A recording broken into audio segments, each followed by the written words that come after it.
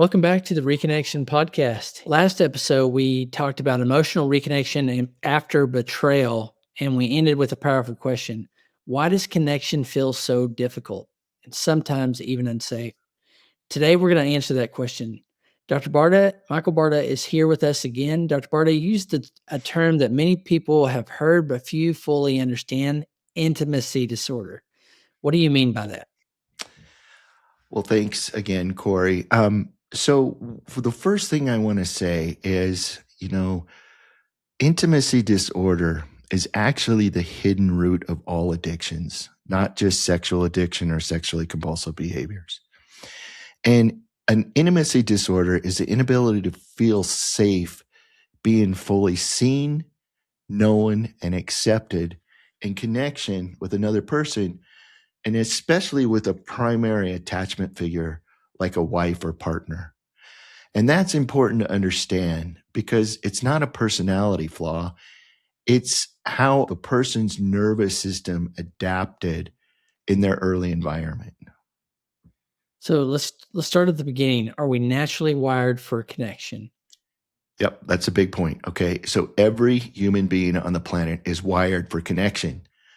But that capacity doesn't come online automatically. It develops through our early experiences, how we were responded to, how we were seen, and how safe it felt in our early development to express ourselves. For the brain and autonomic nervous system to learn connection, three essential needs had to have been met at this time. Stability.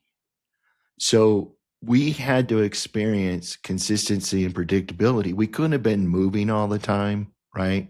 We couldn't have been, coming home to a parent that was someday okay, someday not okay. Mom and dad were consistently there, or one of the parents was consistently there, right? We needed the nervous system needed stability. It cannot form in a healthy way if the early environment's unstable. The second important need we must have had met was called attunement.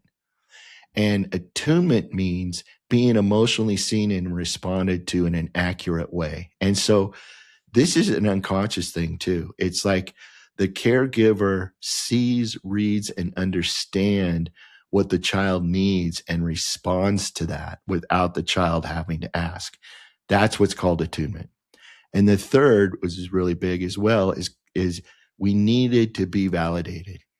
We needed to have our eternal experience acknowledged and accepted. So whatever was going on in us, we had to be allowed to express that. Now, I'm not saying we didn't get to be spoiled brats or anything like that, but what was going on inside of us was allowed. And sometimes it was encouraged, right?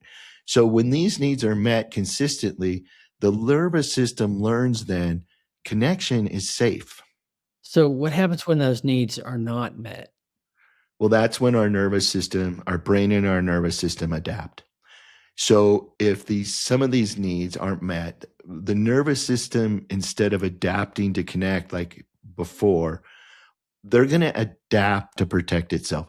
So if stability is inconsistent, if attunement's missing, if validation isn't there, then what the system begins to learn is, you know what? It's not safe to be fully seen.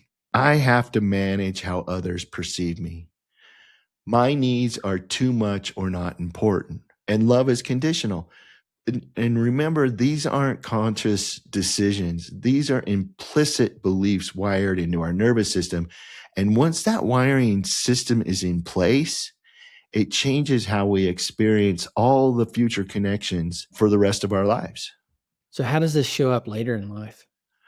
Well, it shows up as a disconnected nervous system, even though all nervous systems deeply want connection.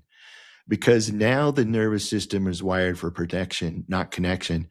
So we see patterns like the person performing instead of being authentic. They avoid vulnerability. They control situations in their life to feel safe. They're going to withdraw when emotions arise. They struggle to be present. They're going to choose independence over connection. I call this hyper autonomy, right? So they're really trying to do everything on their own. They're not letting anybody in because, again, the nervous system is reading, if I let someone in, I'm going to get hurt like I did before. So I'm not going to do that. And it's not a conscious process, right? But over time, this pattern creates a painful internal conflict because desire for connection is still there, but the ability to feel safe in connection is not. So where does addiction come into this? Well, this is just it. The addiction becomes a substitute for connection.